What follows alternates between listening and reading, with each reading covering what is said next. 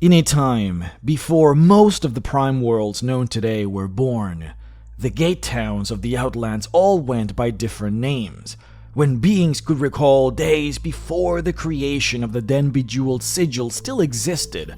The Illithids held an ancient empire. This great empire stretched throughout many prime worlds, infested both astral and ethereal, and threatened the borders of many of the outer planes. The Mind Flayer dominion was so powerful that vast planar armies marshaled to defend the respective realms. Even the Fiends paused in their eternal blood war long enough to determine if the Illithids would attack the lower planes as well. Despite the fact that most tomes of historical lore make no mention of it, for truly ancient was this time, and older still the roots of the Illithid Empire, never has there been a time since then when the entire multiverse has been so vexed by a single threat. Salvation came not from without, but rather from within.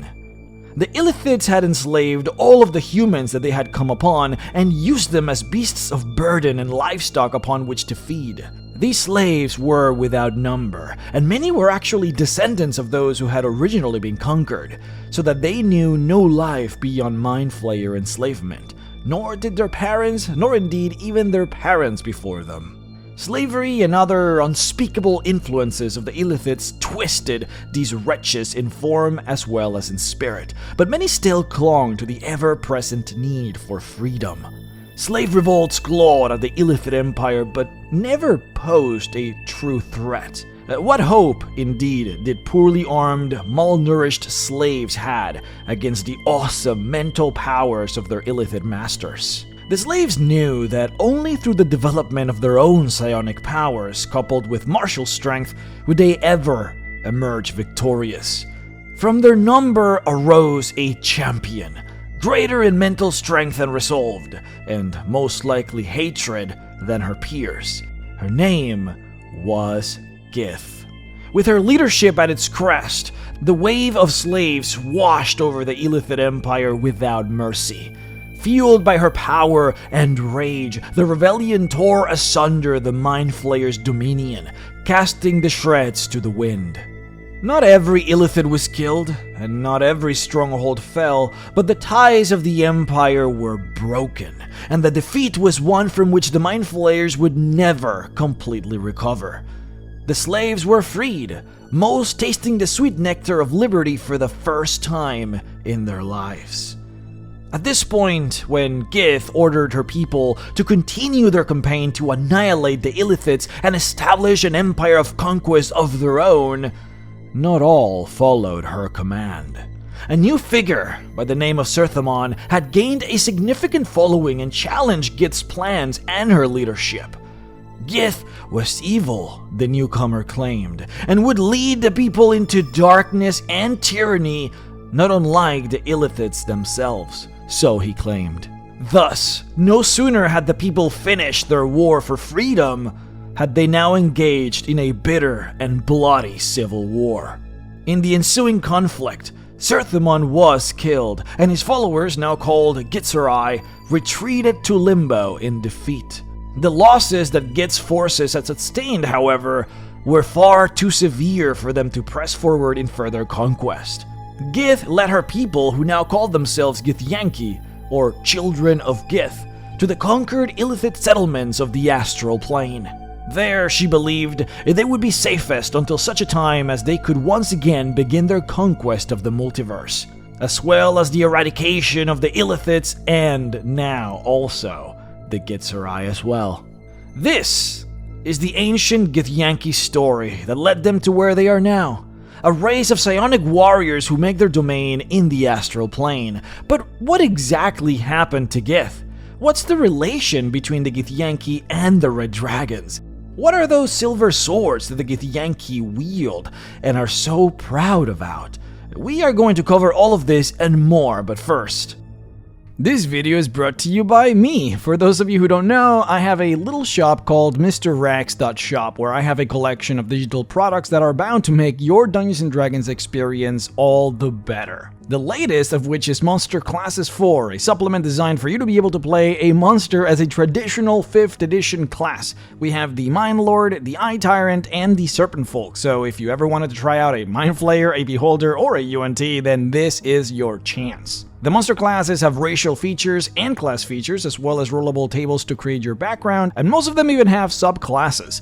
The Mind Lord, for example, has 5 subclasses, each defined by the type of psionic school that you can use: clairsentience, psychokinesis, psychometabolism, psychoportation, and telepathy. And what I did here is I went back to previous D&D editions where psionics were a much bigger deal, and I reworked and ported a lot of their extremely sick psionic spells into 5th edition so that Mind Flayers could use them here. I literally have 36 psionic spells in this PDF. It took me forever, but I wanted you guys to have a lot of options. Many of them, of course, being classic, old-school D&D spells. A Deja Vu forces a creature to repeat the same action that they performed last turn. Time Hop lets you push a willing creature forward in time, starting for 1 round, but increasing to hours or even days the higher the spell slot that you use. Detect Teleport allows you to sense if a teleport has been used nearby, but also sense its direction. If the teleport went into another realm, you can then use Trace Teleport, letting you know exactly where. Of course, psionic spells that Githyanki could very well use to track down plane-shifting Mind Flayers. If you're thinking of playing a Githyanki as a player character, which I know that many of you are, a lot of these spells would go a long way to making you feel more at home in your kit. Oh, and this is also not the first time that I've done this. Monster Classes 3, which has the Treant, also has a ton of plant-based spells that I brought forth from previous editions that were not made into 5e. You can scry rivers, commune with birds, there's the Animate Trees ability that Treants get, but in spell form, and a lot more. One of my favorites actually is Quench, an old-school spell that extinguishes fire, which for some reason we never got in 5e. But anyways, yeah, check out the store, it's mrrex.store. The Monster Classes series is my personal favorite, but the most popular supplement is What They Don't Tell You About Magic Items, which allows players to know exactly how much money is each magic item so that they can actually purchase them. We got values for most of the normal magic items on the DMG, we got rebalanced prices for potions, for scrolls, we have a system for you to be able to enchant your very own staff with spells, or even create a magic item that summons creatures with carefully curated price structures. Anyhow, I apologize for the long self-promo, but I did give you guys a 50+ minute Githyanki video, so it has literally everything that you could possibly want to know about them, so I hope I am forgiven. But without further ado, let's get right into it. The Gith are a race split in 2. On one end, you have the Githyanki, who are powerful warriors that live on the astral plane. On the other, you have the Githzerai, who are wise monks that live on Limbo. Their original split stemmed from a philosophical disagreement between the 2 leaders after the rebellion against the Mind Flayers. The savior Gith believed that they could conquer the multiverse, just like the Mind Flayers had done before them. The psionic powers that this group of slaves had now developed, alongside the powerful technology that they had scrapped from the Mind Flayers, allowed them to hop dimensions, to travel from plane to plane at will, just like the Mind Flayers had. They could blitzkrieg any planet in the multiverse, take whatever they desired, or simply burn it to the ground if they so wished, and then simply plane shift away, leaving as fast as they came in. They would be unstoppable. Serthimon, on the other hand, believed that Gith, the champion, would use them all for her own ambitions, that they would be basically trading one master for another. The civil war saw Serthimon perish and had both groups successfully sever from the other, though the hatred from this great war is still fiendishly incandescent in their hearts. As much as any Githyanki or Githzerai hate the Mind Flayers, there is also a feeling almost as strong against each other. Now, the plane of Limbo, which is where the Githzerai now live under, is the archetypal plane of chaos. It is the only location within the planar realities where basically nothing grows. Life just cannot thrive here. It is a wild collection of energy and rock that breaks down and then reforms before, well, breaking down again. Now, the reason the Githzerai can survive here is thanks to their powerful psionics, which allow them to create pockets of law and order in the otherwise chaotic realm. The Githzerai believe in self-perfection, in strong meditation. They have daily rituals that they follow to the letter, constant meditation, and endless practices. They strive non-stop to perfect their bodies and mind, which they must if they are to be able to use their psionics to control the powerful, untamed land of Limbo. Their leader is called Miniar Ag, known as the Wizard King of the Githzerai. It is said that his arcane and psionic power are unimaginable, so much so in fact that he is still alive even since those ancient days of rebellion against the Mind Flayers eons ago. Today, he looks like a decrepit, corpse-like entity, capable of tremendous feats of magic and psionics, but barely able to move a finger or even lift his own eyelids. Even though he's not able to perform any physical task, his mind is still powerful and very much active, and he's able to telepathically communicate with anyone he desires across the plane or even beyond. And from his throne, he rules all of the different Githzerai fortresses on Limbo and also beyond. Now, Githzerai fortresses are said to be impenetrable, but we're not really talking about like mortal standards of impenetrable here. We're talking planar standards. Using psionics to control the land of Limbo, the Githzerai are able to morph the raw energies of the plane to create matter, and they do so in order to create endless walls of adamantine. Then you have multiple layers of psionic shielding compounded with the fact that almost every single Githzerai is a fighting-capable warrior that can control the matter of Limbo with its mind. You're also not going to march any army on foot through Limbo, because that is essentially impossible, just because of how the land is structured. But even if you did manage that, there is no food or water on Limbo. Countless raids have been performed by the Githyanki against Githzerai fortresses, and every single one of them have failed, to the point where they just don't do them anymore. The leadership of the Githyanki said that it's just not possible to do so. The capital city of the Githzerai is called Shrakalor, and it is said to house over 2 million Githzerai, and every single Githzerai city on Limbo is also said to house at least 100,000. These high numbers are of course a necessity based on the amount of effort and communal psionic work that has to be made in order to shield, stabilize, and survive in these harsh lands of Limbo. But now, this video is actually about the Githyanki, not about the Githzerai, but it is unlikely that I would make a Githzerai video after this one, so I figured that it is best if I just added as much as I could about them here while I can. Plus, as you can imagine, the Githzerai are incredibly important when dealing with the Githyanki, but regardless, let's go back to the Githyanki. So, the Githyanki live on the astral plane. The astral is the infinite amount of space that exists between all of the different outer planes and the material world. In some ways, it is not even a plane at all. It is a lack of space, a location that is created and manipulated sometimes merely by the mind. It is said that if an all-powerful entity or creature created reality, they likely never intended for its creations to see the astral plane.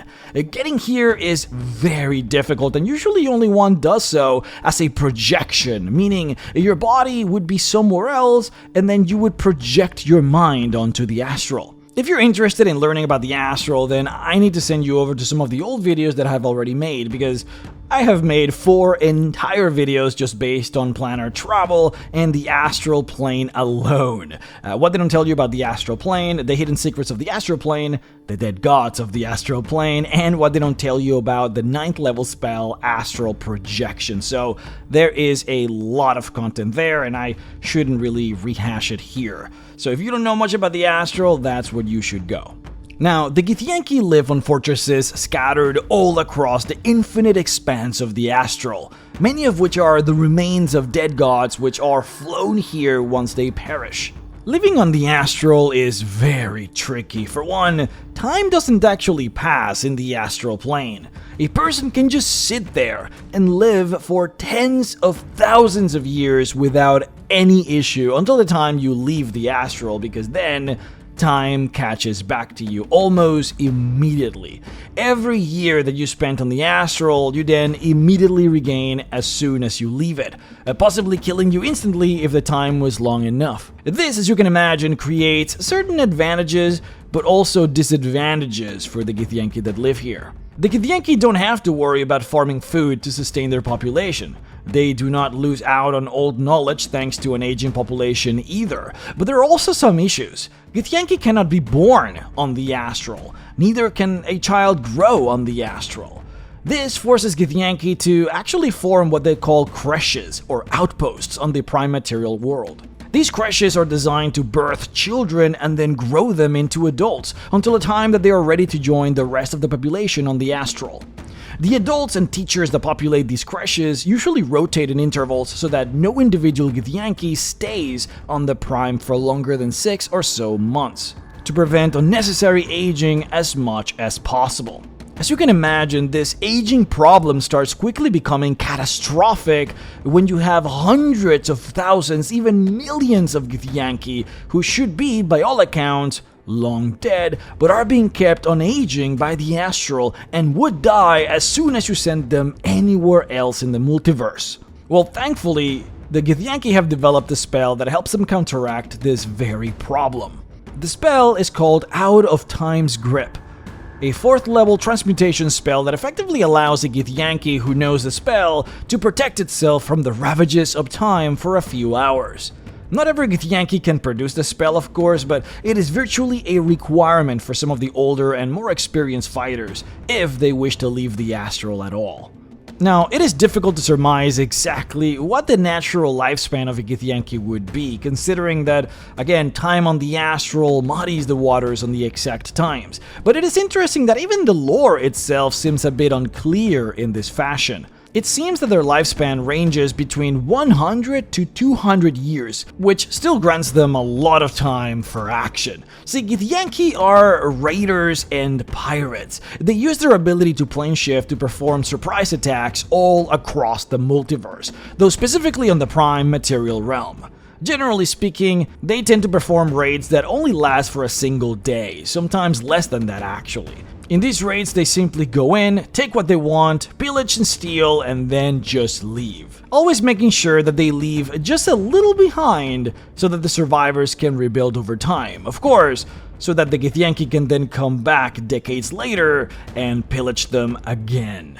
The reason why these raids are done so quickly, it's on purpose. Obviously so that Githyanki don't have to age more than they necessarily have to. Because see, even though the most experienced senior members will almost always use the spell Out of Time's Grip in order to go on these raids, the spell only prevents time spent on the Astral from catching up on the Prime. It doesn't actually prevent the real time that is passing on the Prime material, so every single senior Githyanki member that performs a raid, spell or not, is aging, even if only for a few hours at a time. And this is why you should always fear an old Githyanki, in particular if they are a leader, because it is very likely that they are a 1,000-year-old veteran and with an unbelievable amount of experience. Though fortunately for us, they cannot spend too much time in here. But okay, let's organize ourselves a little bit. I'm kind of going all over the place. Let's talk about Githyanki ecology. Githyanki are said to be humans, though an extremely ancient breed of humans that was enslaved by the Mind Flayers, and then morphed and transformed by centuries or millennia of torture and experiments. Whatever it is that they were called, however it is that they looked like before, that has long been forgotten, and now instead they present as emaciated and slim with yellow leathery skin.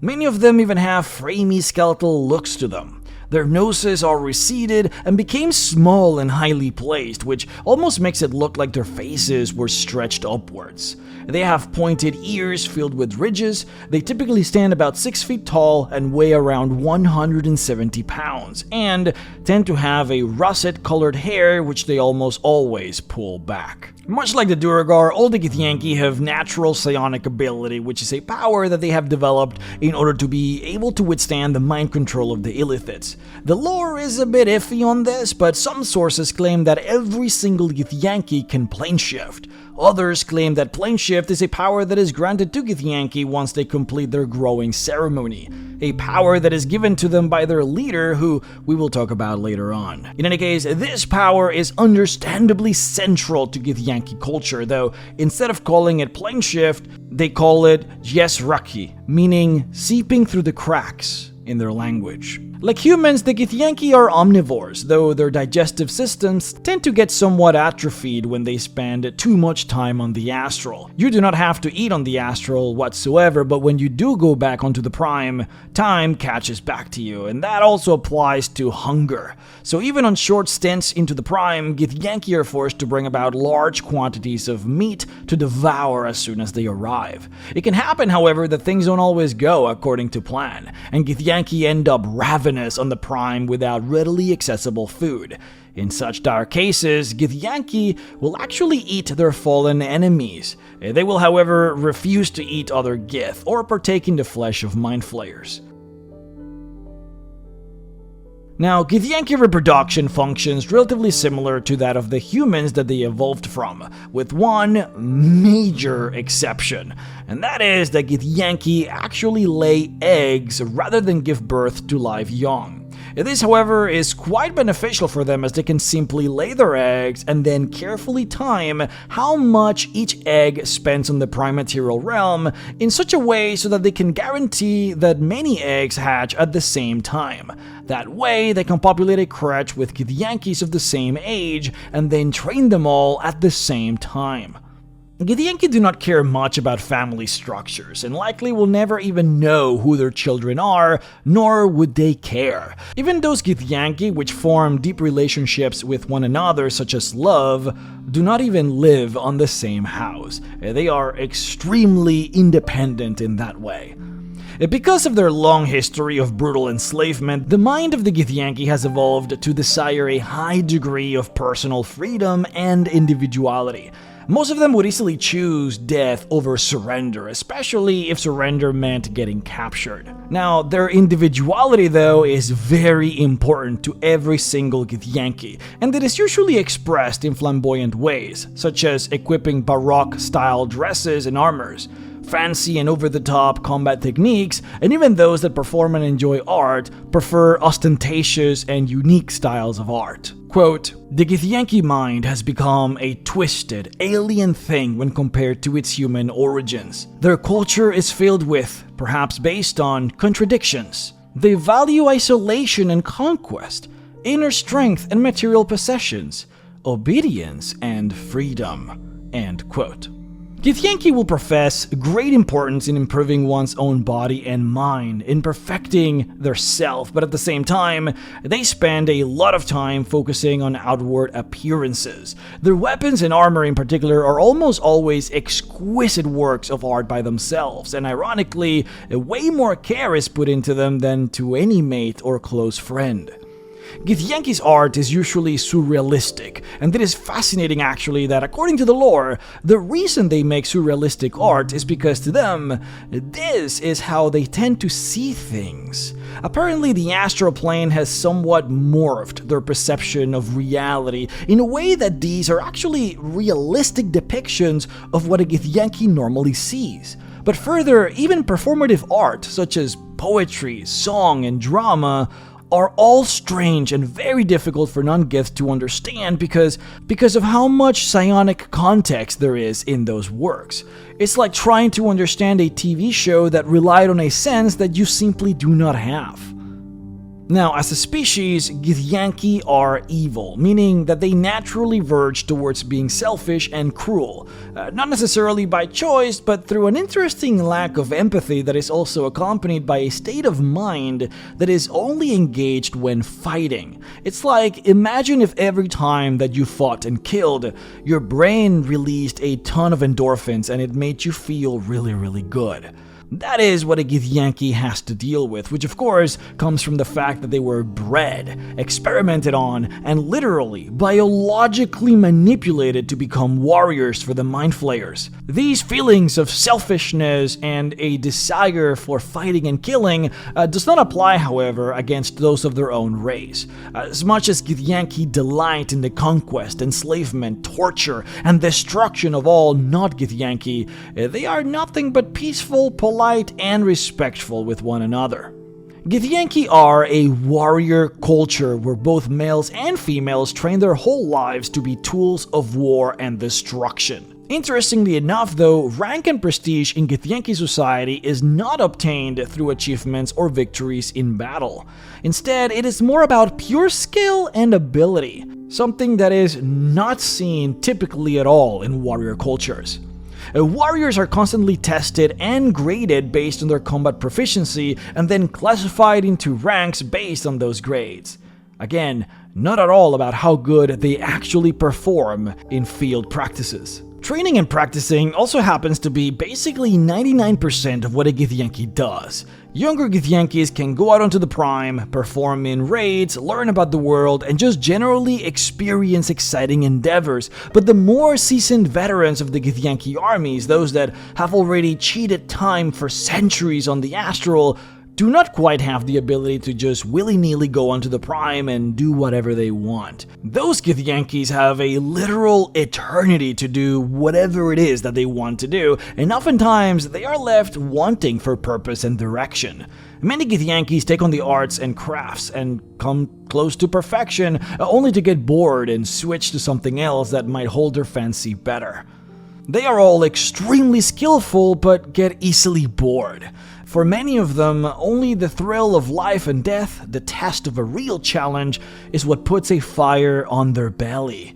And so, they train and practice and duel one another and simply wait for the next big raid where perhaps they can use spells to avoid the grip of time and do some real fighting.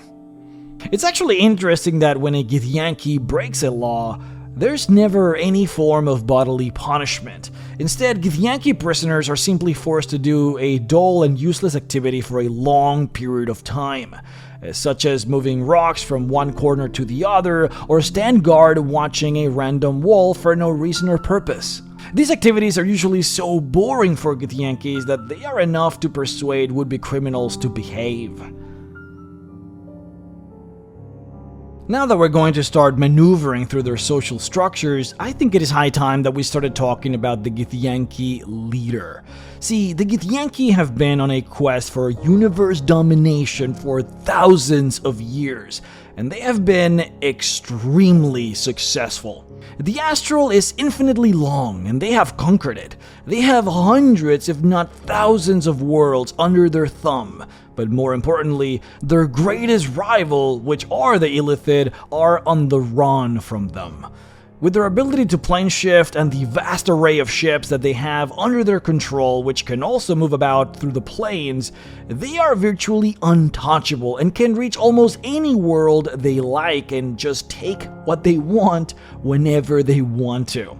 This was the decree and the wishes of Gith, the original leader and savior of the species. She knew, however, that the Githyanki were to need allies if they were going to succeed. At first, she tried courting the Slaati, a mysterious race of frog-looking monsters that dwell on Limbo, as a potential ally against the Githzerai, but that plan fell through.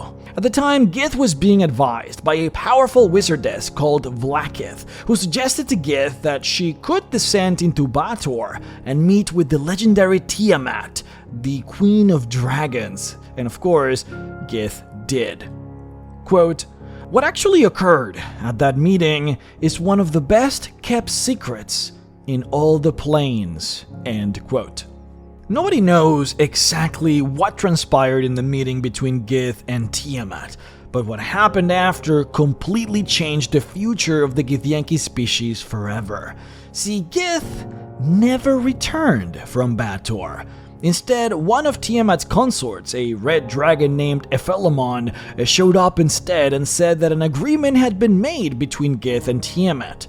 From now on, Vlaakith would succeed Gith as the ruler of the Githyanki, and Vlaakith was to carry on her legacy of conquest.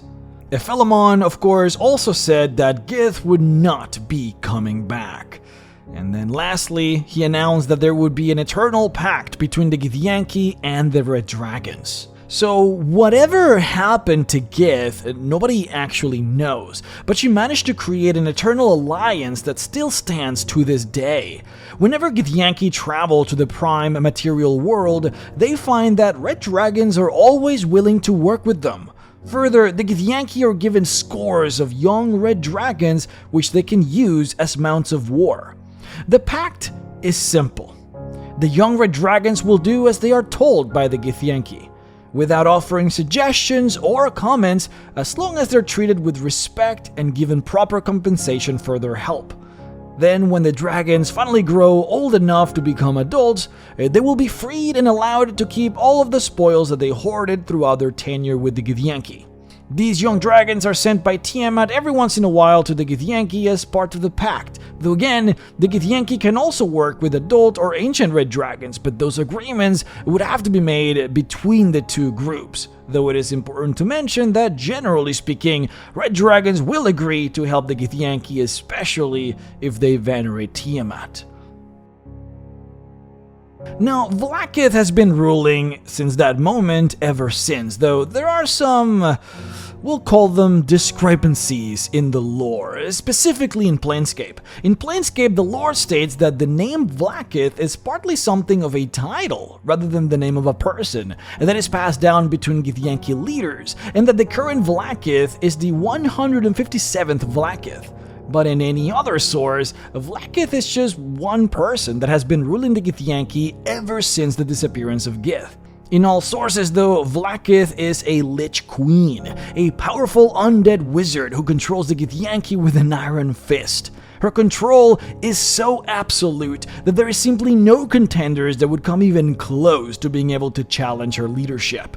In fact, Vlaakith has concocted a very interesting and elaborate ruse, that if a Githyanki becomes powerful enough, famous enough, well-known enough, that she would grant them access to a heavenly plane that she only lets the best Githyanki join. In reality, of course, there is no heavenly plane, and instead, every single Githyanki that becomes too powerful is instead slain inside of her keep, only to have their essence be then absorbed by the Lich Queen. This is in fact why she is so powerful. She has been absorbing an endless stream of incredibly powerful Githyanki, to the point where she is basically a demigod in power, able to do things beyond the scope that any mortal could ever dream of. Vlaakith lives in the great city of Tunarath, which is also the capital of the Githyanki Empire, housing over 100,000 Githyanki. Tunarath rests atop the corpse of an ancient god that simply floats aimlessly through the astral plane. The god is nameless, a forgotten husk who is now only referred to as the One in the Void. Now, the lore does make allusions that this dead deity might still have some leftover life in it, as the city sometimes stirs before quickly quieting down again. They are fairly rare, but they do happen. Interestingly, not much is actually known about the interior of this dead god. There are countless caverns and tunnels that lead down into the body, but the tunnels are localized at the bottom end of the corpse, and that is where all of the red dragons make their lair, so it is not typically a location that is easily accessible for the general Githyanki, or even more so for non-Githyanki to explore. Further, many Githyanki who go down there rarely ever come back. It is believed, in fact, that there is an ancient, powerful entity that lives at the core of this dead god, something that predates the arrival of even the Githyanki, but it hasn't made its presence fully known to those that seek it. And then, of course, destroying, tunneling, or otherwise messing too heavily with the composition and body of a dead deity tends to bring the ire of the guardian of the dead gods, which of course is Anubis. In Dungeons & Dragons, the Egyptian gods are multi-planar deities that travel the multiverse, and so they have small reaches all across the many worlds, with Anubis in particular being a protector for all of the corpses of the dead gods in the astral plane. But I digress. Vlaakith lives in a castle by the head of the dead god. The castle is called Susurrus, or the Palace of Whispers. It is believed, in fact, that she is the one that grants Githyanki the ability to plane shift. Quote, "Because Githyanki player characters are outcasts, their ability to plane shift is taken away from them by the Lich Queen. This ability of hers is immediate, irrevocable, and unavoidable. There is no range involved. Some believe that her control over this ability is some byproduct of her continual consumption of the life forces of powerful Githyanki." End quote. Now, this ability is most likely granted to Githyanki as soon as they pass their final test of loyalty. See, growing up as a Githyanki is very, very difficult. You spawn in a crash somewhere in the prime material world, and you grow up with others of your age in an unrelenting and unforgiving environment where you are trained in survival and combat from the moment that you can hold a weapon. Quote, "As a crop of youngsters grow older, more and more is demanded from each student, and the penalties for failing to keep up become more and more severe. In the early stages, combat practice lasts only until a wound is scored. Later, near the end of training, a drill of the same sort might be a fight to the death, the ultimate way of weeding out all those who don't meet Vlaakith's standards. To the Githyanki, it is better for a weakling to die in training than to undertake a mission and imperil a warband." End quote. Then, when the child comes of age and has succeeded in its training, it performs the last test. Quote, "By the time a group of Githyanki come of age, they have heard years of stories of Vlaakith and her immortal warriors dwelling in the Silvery Void. The young are told that they are on the verge of entering the Queen's realm, each one of them destined to take a special place in society. Their skills have proven them worthy, and now only their loyalty to the revered Queen remains to be determined. As their last test, a group of Githyanki entering adulthood must slay a Mind Flayer as a sacred rite of passage before they are permitted to join their people on the astral plane. When the victor enters Tunarath for the first time, they carry the bounty of their hunt directly to the Queen. She accepts the gift and intones a ritual chant that marks the youngster's induction into Githyanki society." End quote. I believe that it is here when the Githyanki are given the ability to plane shift by the Queen herself, which of course would allow her to remove that ability if she deems so necessary. Veneration to Vlaakith is absolute among Githyanki, and even though they do not see her as a literal god, many do treat her as if she was, believing truly that it is through her guidance that they survive in the cosmos, and that without her, they would likely fall and be destroyed by their enemies. A military hierarchy is clustered as follows. At the top, of course, you have Vlaakith. Under her, you have the Supreme Commanders who each oversees a regiment of 1,000 Githyanki warriors. Directly under each Supreme Commander, you have 10 Kithraks, who each is responsible for 100 Githyanki. Then, directly under each of the 10 Kithraks, you have 10 Sards, who each commands a party of 10 warriors. So basically, every single fortress is going to have at least 1,000 Githyankis, and there will always be a total of 4 different ranks within that fortress. 1 Supreme Commander, 10 Kithraks, 100 Sards, and then about 1,000 warriors. Wherever you go and find Githyanki out and about, whether on a mission or otherwise, most likely you will find them in groups of 11, as this is their typical formation. If the fortress is located on the Prime, then it is usually housing children in training, which normally add about 20% to the population of the fortress, so a 1,000 strong fortress would house around 200 children. Because Githyanki are naturally very individualistic, Vlaakith allows for a large amount of independence from the different hierarchies that form in Githyanki societies and fortresses. Supreme Leaders, which are the highest ranked positions in any settlement or fortress, generally govern independently and make all the decisions for the area they command. However, tangentially from the traditional hierarchies, you then have the Githyanki Knights. Githyanki Knights are special because they're like Jedi. They're not meant to influence established hierarchies or rules. They're not meant to conflict in any way with supreme commanders or other leaders within the settlement, but all the same, they are also basically the most influential out of all of the Githyanki, and their word is also law as they speak for Blackith.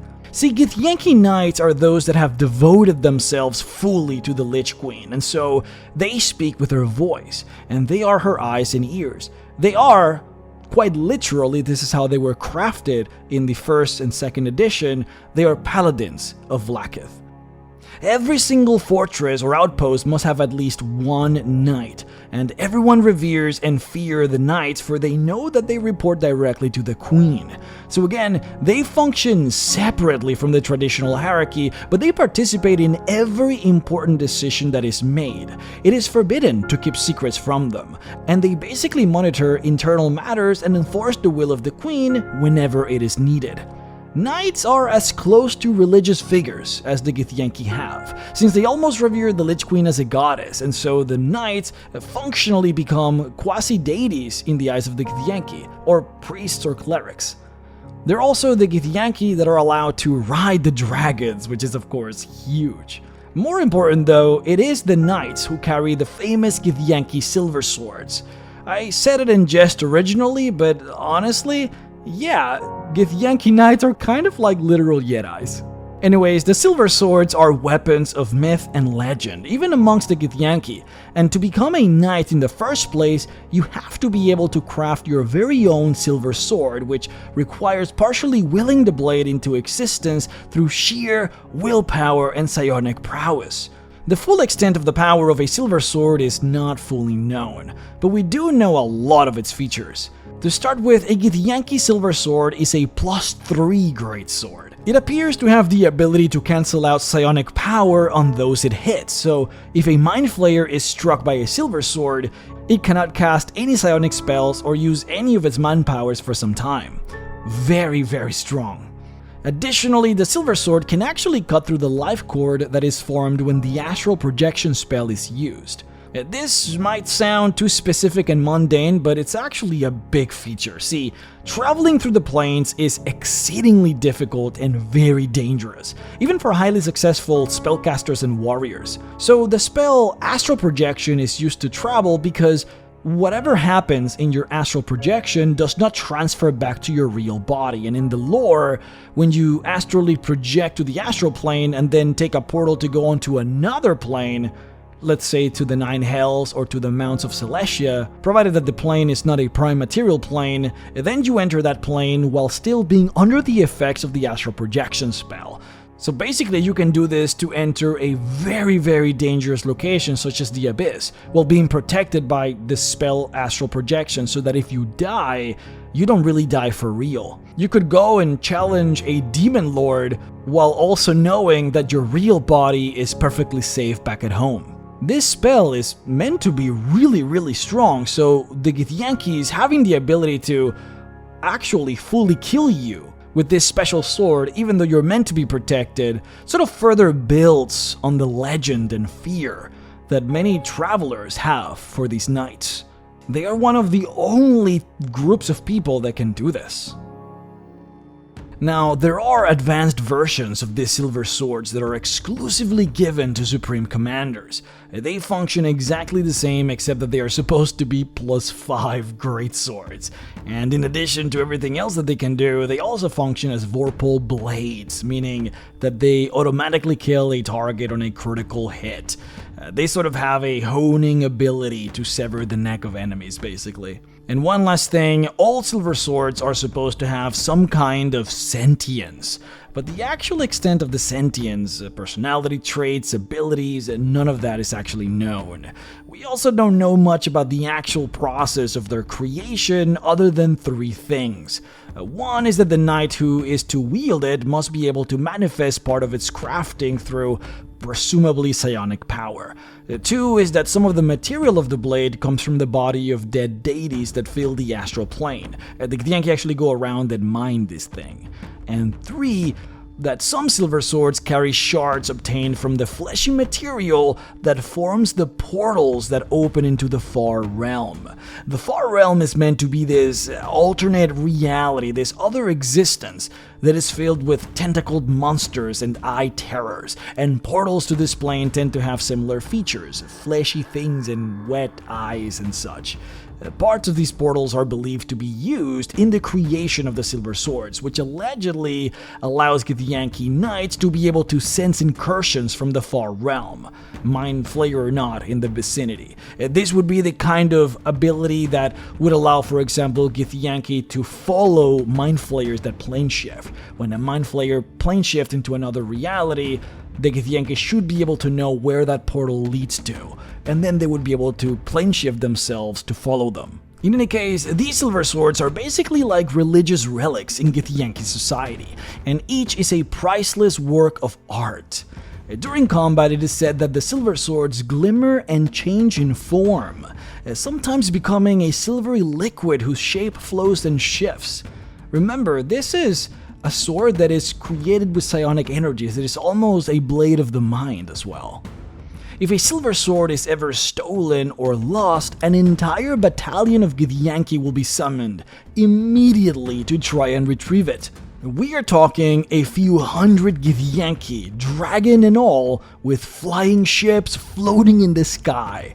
Real battalion of Githyanki ready to obliterate whoever it took it and everything else within a 100-mile radius. These Githyanki are not allowed to come back without the silver sword, else they will all be sentenced to death, and then more battalions will come afterwards to replace them in increasing numbers. Even beyond defeating mind flayers and Githzerai, a stolen silver sword is the most serious raid that any Githyanki will ever perform. Now, even though only the knights and supreme commanders wield silver swords, basically every single Githyanki warrior wields great swords. Large swords in general are emblematic of Githyanki culture, and training with them is engraved in them since the moment that they're born.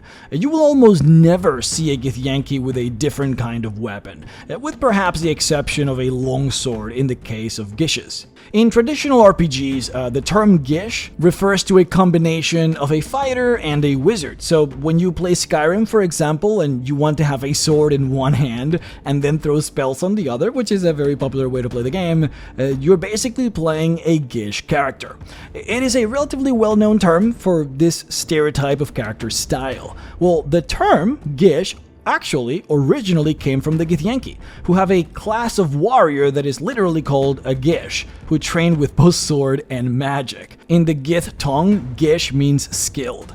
And so, yeah, in these circumstances, you will see Githyanki wield longswords rather than greatswords, just so that they can then cast spells with a free hand. And since we are on the topic of social constructs, we do have a few important positions in Githyanki society that I should go over. Malar is a unique Githyanki profession of spellcasters that use magic and psionics to build and craft objects. They are the primary artisan and construction worker of Githyanki society, including the construction of the complex ships that Githyanki use as vessels to travel the cosmos. But yeah, these are basically the guys that build all of the buildings in the cities. Hraknir are Githyanki that specialize in seeing, studying, and cataloging the mysterious energies of the astral, including how to use them in particular ways. It is through this practice that Githyanki can produce healing magic, attune flying vessels with the power to plane shift, divine and see into the future,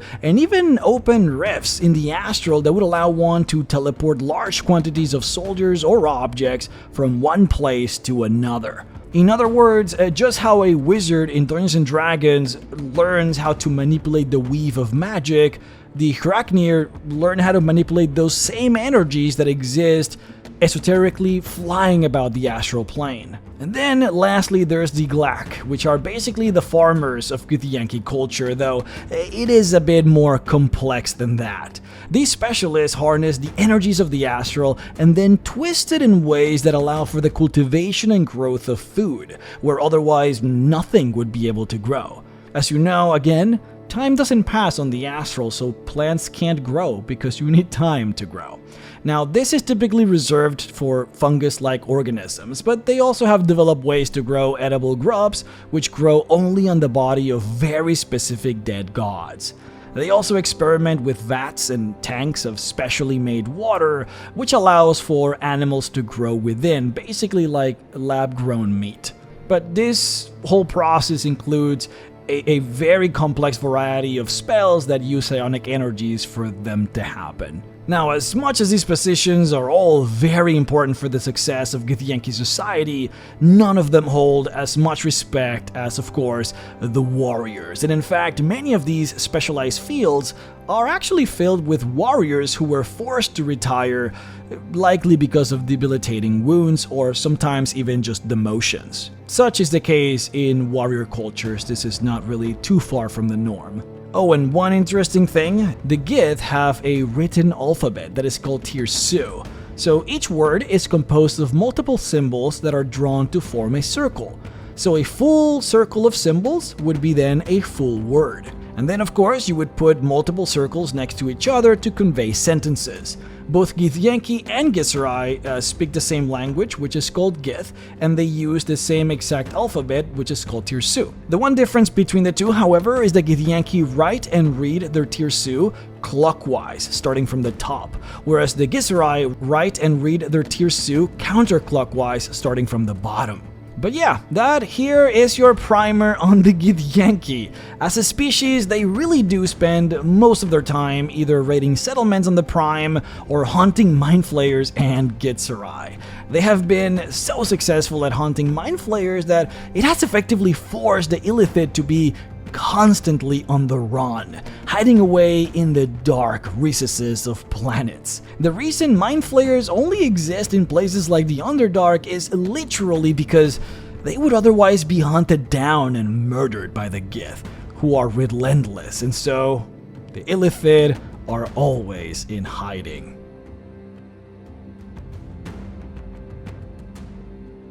Thank you all so much for watching this massive video. And sorry that it took so long. This video by all means could have been 3 or even 4 normal videos, but I got inspired and then got carried away. I will try and make some shorter ones so that I can update you guys a little bit faster, because as many of you know, I am currently hard at work on a Kickstarter, which I funded earlier this year, Sands of Doom. My very own full adventure for characters level 1 to level 11, which I am the sole writer of. We are entering crunch time, so things have been very busy to say the least, but the writing is coming along super great, and the art has been just completely out of this world as well.